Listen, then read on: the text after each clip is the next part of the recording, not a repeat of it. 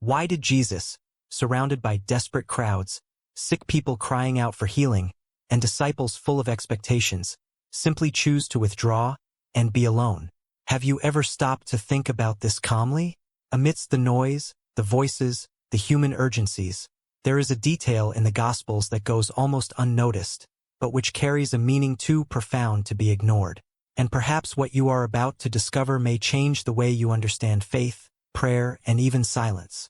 The biblical texts repeatedly show Jesus withdrawing to solitary places. Not just once, not by chance, but as a constant pattern throughout his ministry.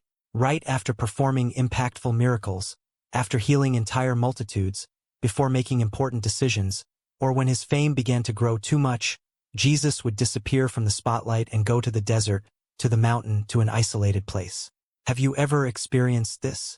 Have you noticed how this movement repeats itself, but is rarely explored in depth? At first glance, it may seem like just a narrative detail, contextual information, something secondary. But the Gospels don't waste words.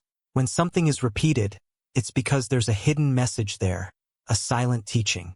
And in the case of Jesus, even silence teaches. Perhaps even more than many public speeches. Stay with me until the end, because understanding this pattern can reveal something essential about spiritual life that almost no one talks about. Imagine the scene. People waiting for answers, miracles pending, urgent problems. Everything would indicate that this was the moment for Jesus to remain, to speak more, to act more, to do more. However, he does the exact opposite. He withdraws. He falls silent. He retreats. This raises an uncomfortable but necessary question. Why did the Son of God, the one who had all the answers, feel the need to be alone? What was it about these solitary places that was so essential to his ministry? This gesture contrasts sharply with our current reality. We live in a noisy, fast-paced world, where silence is often seen as a waste of time, and solitude is confused with loneliness. Yet, Jesus seemed to treat isolation not as an escape, but as a priority.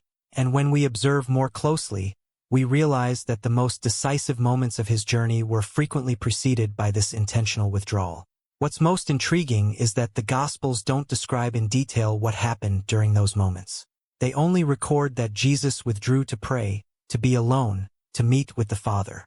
The text leaves blank spaces, silences that invite reflection. And it is precisely in these spaces that many profound teachings are hidden. What do you think happened there, away from the crowds, away from human expectations? Perhaps this is one of the greatest mysteries of Jesus' life. While everyone expected constant action, he chose pause. While the world clamored for immediate answers, he sought silence. And this forces us to confront an uncomfortable truth. Are we trying to live a faith full of noise, when Jesus shows us a path that leads through solitude? The detail that almost goes unnoticed in the Gospels begins to reveal itself as an invitation. A silent call to look beyond the words, beyond the visible miracles, and pay attention to the gestures, the rhythms, the choices of Jesus. Because sometimes what he doesn't say aloud communicates much more than what we hear. And it is precisely from this point, from this silence laden with meaning, that we need to move forward to understand why solitary places were so central to Jesus' ministry, and what this reveals about our own journey of faith. As you listen to all this, perhaps something is beginning to stir within you. Perhaps a memory will surface, a moment when silence spoke louder, or perhaps a discomfort, a question that still has no answer. If this topic resonates with you, leave a comment below about what has touched you the most so far. Your experience, your doubt, or even your silence speak volumes and can help others going through something similar feel less alone on this journey of faith. This space isn't just for listening, it's for walking together. When you comment, you transform this video into a conversation, a meeting point between people who are seeking to better understand the gestures, silences, and attitudes of Jesus. Your participation here is what makes this channel grow and reach more people who might never otherwise stop to reflect on these profound details of the Gospels. And sometimes, a simple comment can be exactly what someone needed to read today. If this content speaks to you, if it's somehow inviting you to look at faith more deeply, liking the video is a silent but powerful way of saying, this matters. This gesture helps the message reach further, people who are thirsty for content that goes beyond the superficial, beyond the obvious, beyond words. And if you feel that this type of reflection makes sense for your spiritual life, Subscribing to the channel is a way of saying that you want to continue this journey. Here, the idea is precisely this: to look at Jesus beyond what is said, to perceive what is in the details, in the gestures, in the pauses. When you subscribe, you become part of this community that grows not through noise, but through depth. None of this is about numbers. It's about people. Real people with real questions, seeking a more vibrant, more conscious faith, more connected to the example of Jesus. And every like, every comment, every new subscription strengthens this space so that it continues to exist and fulfill this purpose. Now, with that in mind, it's worth taking another step and looking even more closely at this habit so constant in Jesus' life. Because when we understand what really happened in those moments of solitude, we begin to see silence not as absence, but as a place where something essential was always about to happen. Now I want to delve even deeper into this subject, because there is a hidden truth here that completely changes how many people interpret Jesus' moments of withdrawal. There is a silent, almost automatic idea that withdrawing is a sign of weakness, emotional fatigue, exhaustion. But when we look closely at the life of Jesus, this interpretation simply doesn't hold up. What we see is not someone fleeing from the mission, but someone protecting the heart of the mission. Jesus didn't withdraw because he was losing strength. He withdrew precisely when everything seemed to be at its peak. This is what shatters our expectations. In the Gospels, moments of solitude don't appear after failures, but after victories. They don't arise when no one seeks him, but when everyone wants him.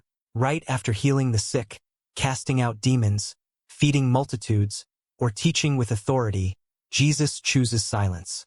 This reveals a completely different mindset from ours, a spiritual logic that confronts the human impulse to keep producing, appearing, and responding to everything. Think about it. After feeding 5,000 people, any modern leader would see an opportunity for expansion, visibility, and influence. But Jesus withdraws. After impressive healings, when fame begins to spread and the crowds grow larger, he withdraws again. This is not random. There is intention, discernment, and purpose. Jesus' isolation is not an empty pause. It is an essential backstage where profound decisions are aligned with the Father. Before choosing the 12 apostles, Jesus spent the night in prayer alone. Before facing decisive moments in his ministry, he sought deserted places. This shows us that the great decisions were not made amidst the noise, but in silence. The transformation he worked publicly was born from an intimacy cultivated away from prying eyes. The visible impact came from invisible processes. And perhaps this is one of the greatest revelations for those who live today trying to decide everything on impulse, under pressure, and in a hurry. Jesus didn't reject people when he withdrew. He taught something without words, that even love needs healthy boundaries to avoid becoming confused. He didn't withdraw because he didn't care, but because he knew that, without this constant return to the source, even the purest purpose can become distorted. There is a profound truth here about spiritual mindset. It's not the quantity of activities that sustains a mission, but the quality of the connection with God. When we read the Gospels with this perspective, we realize that solitude was not an exception but a strategy, a rhythm, a way to keep one's identity intact amidst external pressure. Jesus knew who he was, but he also knew how applause, expectation, and even the legitimate needs of people could try to redefine his mission. Silence functioned as a place of realignment, where truth was reaffirmed before the noise of the world tried to distort it. This changes everything because it forces us to rethink our own journey. How many decisions today are made out of exhaustion? How many choices are born from pressure and not from clarity? How often do we confuse constant availability with faithfulness, when in reality we are only reacting to the noise around us? Jesus shows that stopping is not abandoning, and that withdrawing can be an act of obedience, not of giving up. There is something profoundly liberating in this perspective. Jesus' isolation does not diminish his compassion, it strengthens his mission. He returns from silence with direction, authority, and renewed impact. This reveals that true strength does not arise from continuous exposure, but from preserved intimacy. It is in silence that identity is established, truth deepens, and decisions gain eternal weight. Perhaps that's why Jesus' attitude bothers us so much. Because it confronts a culture that values constant action, immediate responses, and uninterrupted presence. He shows us, without long speeches, that there are times when withdrawing is the most responsible choice one can make. Not to hide, but to return with purpose. Not to run away from people, but to avoid losing oneself and God. When we understand this, we begin to realize that solitary places were not empty. They were full of meaning, full of alignment, full of preparation. And this opens up space for an even deeper reflection on what really happened in those moments, away from the crowds, away from expectations, away from the noise. Because there, in the silence, something fundamental was always being built before it manifested itself in public. If this perspective starts to make sense to you, comment below, "This makes sense to me." Now I want to delve even deeper into this subject, because when we talk about Jesus' solitary places, we enter territory that the Gospels mention, but rarely detail. And it is precisely in this unexplained space, in this narrative silence, that one of the most powerful spiritual revelations of Jesus' journey exists. The biblical text doesn't describe step by step what happened there, but it leaves us enough clues to understand that something essential was being built far from human eyes. The deserted places were not empty. They were full of presence, full of alignment, full of a kind of encounter that doesn't happen in the midst of a crowd. When Jesus withdrew to pray, it wasn't just to rest his body or organize his thoughts. It was there that his mission was realigned, that his identity was reaffirmed, and that his deepest decisions gained clarity. The silence functioned as an environment where heaven met earth, where the Father's will became clear amidst a world full of conflicting expectations. There is something very symbolic about this. In the desert, there are no distractions. There is no applause. There are no external demands. Only what is essential remains. And perhaps that is precisely why Jesus chose these places. Solitude did not extinguish his strength. It revealed the source of that strength. The power that manifested itself in public did not arise from nothing. It was born in those invisible backstage areas, where prayer, silence, and intimacy met. When Jesus withdrew, he wasn't seeking answers he didn't have. He was reaffirming truths that couldn't be negotiated. Who he was, why he had come, and where his authority came from. This process of inner strengthening was continuous. With each withdrawal, something was adjusted internally before being expressed externally. This helps us understand that true transformation happens first in the invisible realm before impacting the visible. In solitary places, Jesus discerned the Father's will with clarity. There was no hurry. There was no interference. It was there that the most important decisions were matured. And this completely changes our perception of spirituality. Often we seek quick answers, immediate signs, external confirmations. Jesus shows us a different path, that of deep listening, of time set apart, of intimacy that doesn't need to be seen to be real. This pattern reveals a hidden truth about the spiritual journey. The deeper the mission, the more necessary solitude becomes. The greater the public impact, the more important private alignment becomes. Silence was not the absence of God, but the space where God spoke, without competition. And it is at this point that prayer ceases to be a religious habit and becomes a transformative encounter. Notice how this is reflected in everything Jesus did afterward. He returned from those moments with direction, with firmness, with an unwavering mindset. Nothing seemed to throw him off balance. Not criticism, not persecution, not misguided expectations. This came not only from knowledge, but from intimacy.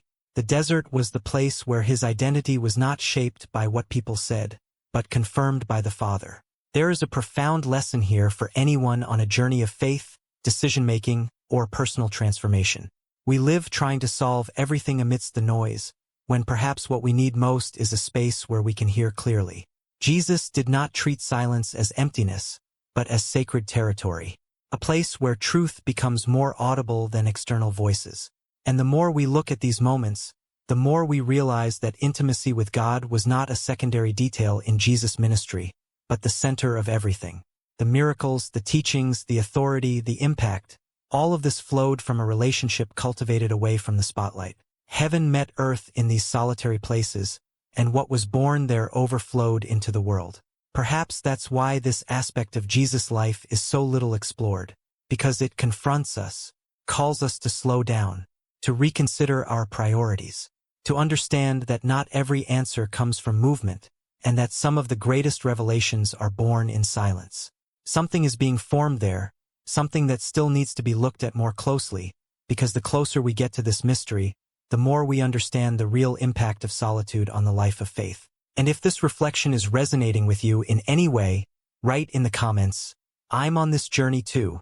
Now I want to delve even deeper into this subject, because when we talk about Jesus' silence, we enter a dimension that goes beyond rational explanation and directly touches the symbolic and emotional layer of faith. Jesus didn't only teach when he opened his mouth. On many occasions, he taught precisely when he chose to say nothing. And this, for us, is deeply uncomfortable, because we have been trained to believe that learning only exists where there is discourse, argument, and explanation. Jesus' silence was not empty. It was intentional. It communicated absolute trust in God, genuine dependence on the Father, and a clear resistance to the accelerated pace of human expectations. While everyone expected immediate answers, quick pronouncements, and continuous action, Jesus taught that not everything needs to be answered on people's timeline. Sometimes, the most profound teaching happens when someone decides not to run with the crowd. There is a spiritual language in silence that many ignore. When Jesus is silent, he is not absent.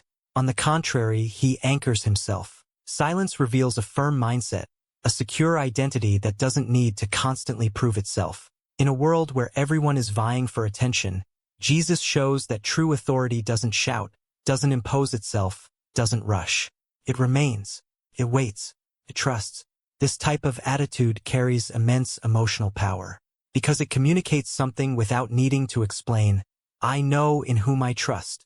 Jesus' silence points to such a profound relationship with the Father that words become secondary. He didn't need to react to everything because he wasn't held hostage by external expectations. This is liberating and, at the same time, challenging. It forces us to look at our own journey and ask ourselves how many times we talk too much out of insecurity or act too quickly for fear of losing control. In the Gospels, we see Jesus silent in the face of accusations, in the face of pressure, in moments when any of us would feel the need to defend ourselves. And this silence is not weakness. It is mastery. It is inner clarity. It is someone who knows exactly who they are and does not allow external noise to define their identity. Herein lies a hidden truth about spiritual transformation. The more solid the identity, the less need there is to explain oneself. Silence also reveals dependence. Jesus did not act solely out of human expectations, but out of listening to the Father. And listening requires pausing. It requires slowing down. It requires the courage not to fill every space with words. In a life that values constant productivity, Jesus teaches, through his posture, that constantly rushing can distance us from what truly matters. Silence then becomes an act of spiritual resistance. This resistance is not against people, but against a system that tries to mold us through urgency. Jesus did not allow himself to be driven by collective anxiety. He did not live responding to everything immediately. His actions show that haste rarely goes hand in hand with depth. And perhaps that is why his teachings continue to impact generations. They were not born from haste, but from intimacy.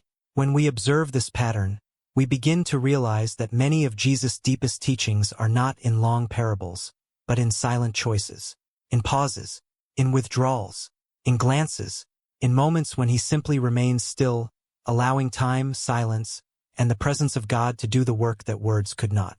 This changes our perception of faith. It makes us understand that growing spiritually is not just about accumulating information, but about learning to discern gestures, learning to read behind the scenes of Jesus' life, learning that true transformation happens when we adjust our mindset to value what is not visible, what is not immediate, what is not noisy.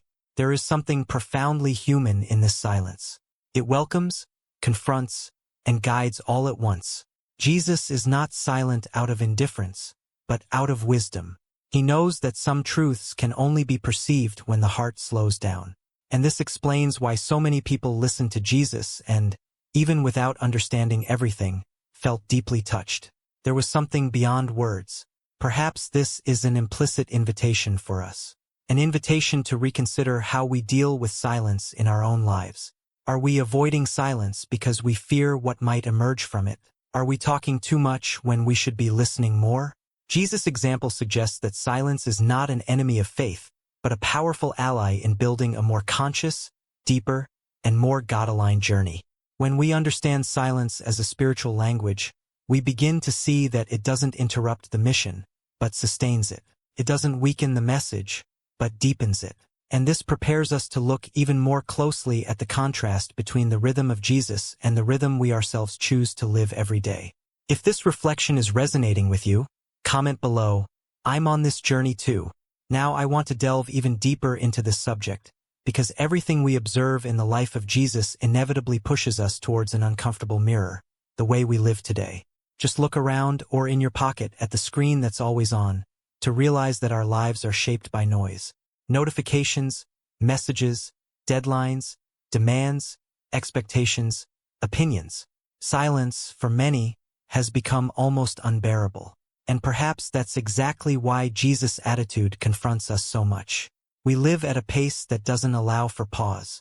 There's always something to answer, something to produce, something to prove. The dominant mentality teaches us that stopping is wasting time, that withdrawing is a sign of weakness, that remaining silent is squandering opportunities.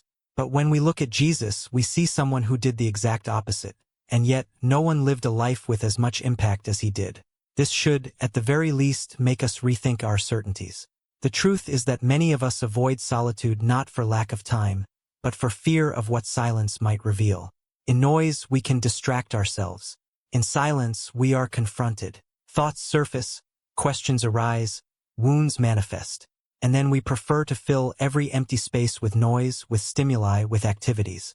Jesus, however, took the opposite path. He entered into silence to strengthen himself, while we often flee from it to avoid facing ourselves.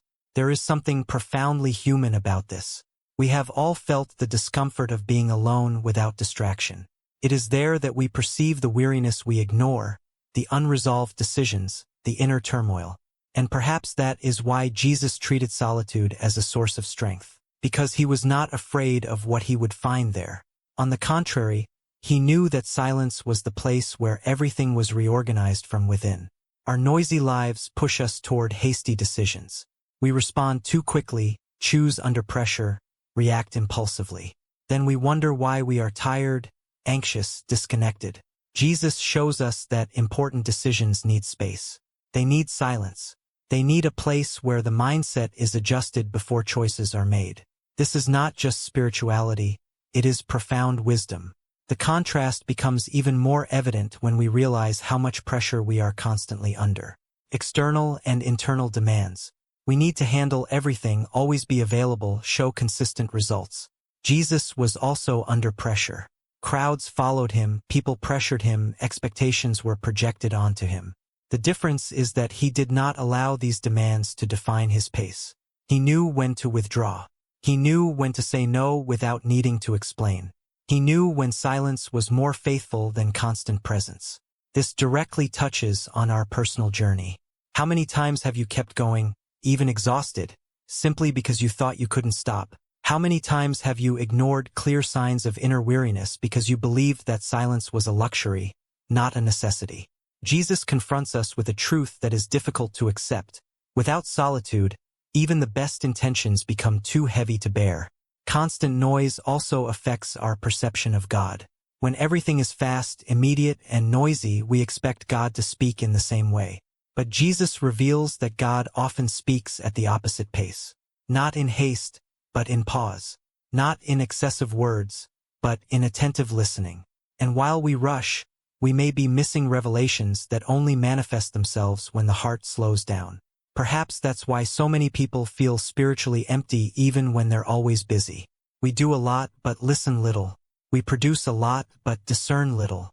Jesus' example calls us to revise this logic. He shows us that external impact is a consequence of internal alignment.